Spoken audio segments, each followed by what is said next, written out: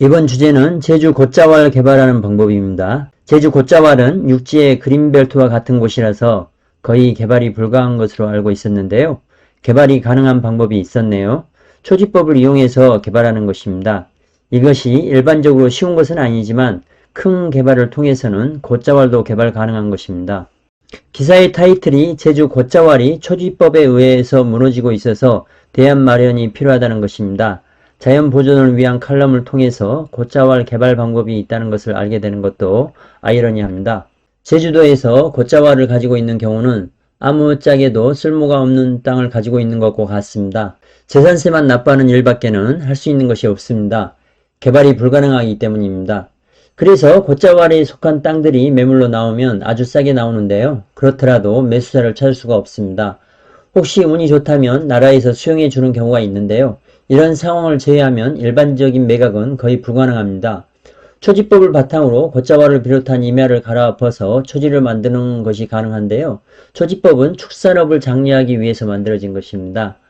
제주 영어교육도시는 곶자왈 중심에 자리 잡고 있는데요. 바로 옆에도 곶자왈이 자리 잡고 있습니다.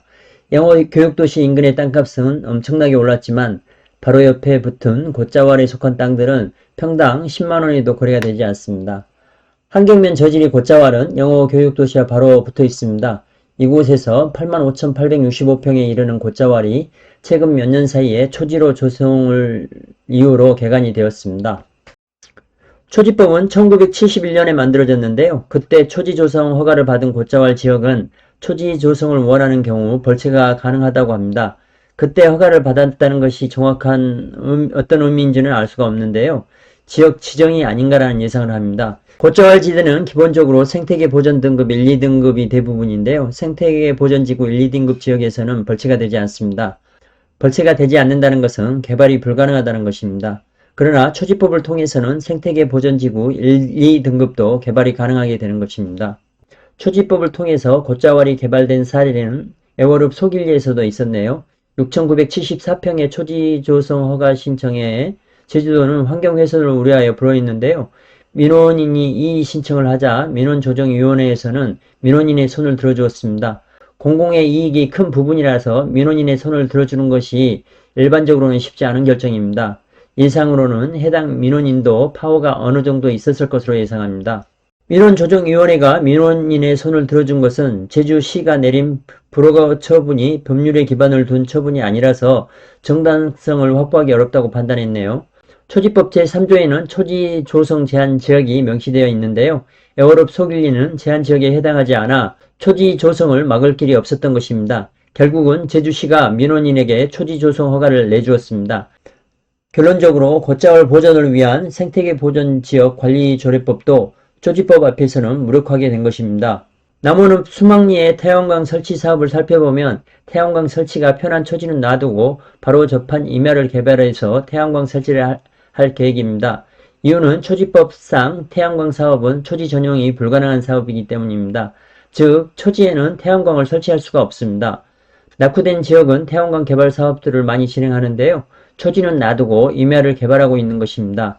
초지보다 임야가 개발이 쉬운 상황입니다. 생태계 보전지구 1, 2등급지는 산지 전용과 임목 벌채가 불가능해서 개발이 불가능한데요. 예외가 있습니다. 농업, 임업, 축산업, 수산업의 용도로 개발하는 경우는 개발이 가능합니다. 2등급지는 1000회배 내에 허용되고 3등급지는 3만 회배, 4-1등급지는 5만 회배까지 개발이 가능하게 됩니다. 토지 분할이라는 방법까지 동원하면 1등급을 제외한 거의 대부분의 토지가 개발이 가능하게 되는 것입니다. 특히 토지법 앞에서는 곶자왈을 보호할 방법이 없네요. 초지는 일반적으로 전용이 어렵습니다. 지정이 되면 20년 정도는 초지로 사용해야 하는 조항도 있는 것으로 아는데요. 골프장이나 관광시설로 개발이나 투자진흥지구 등으로 지정이 되면 초지 전용이 가능합니다. 초지법에 기반하여 곶자왈을 초지로 만든 다음에 골프장이나 관광시설로 만들면 곶자왈도 개발 가능하게 되는 것입니다. 지금 현재는 가능한 법이나 초지법이 변경이 된다면 불가능하게 될 수도 있습니다. 지금 곶자왈을 가지고 있다면 가능한 빨리 초지로 만드는 것이 우선으로 보이고요. 그 다음으로 목장으로 사용해도 되고 골프장이나 관광시설로 만들어도 되는 것입니다. 제주 영어교육도시와 신화역사공원은 곶자왈 위에 세워졌습니다. 제주도에서 곶자왈이 하는 역할이 대단하다고 하는데요. 곶자왈 보존을 위해서는 법을 바꾸는 것도 중요하지만 토지주들의 재산권 행사를 위해서 제주도에서 적정 가격을 주고 매입하는 것이 영구적으로 곶자왈을 보호할 수 있는 길로 보입니다. 좋아요와 구독 부탁드리겠습니다. 감사합니다.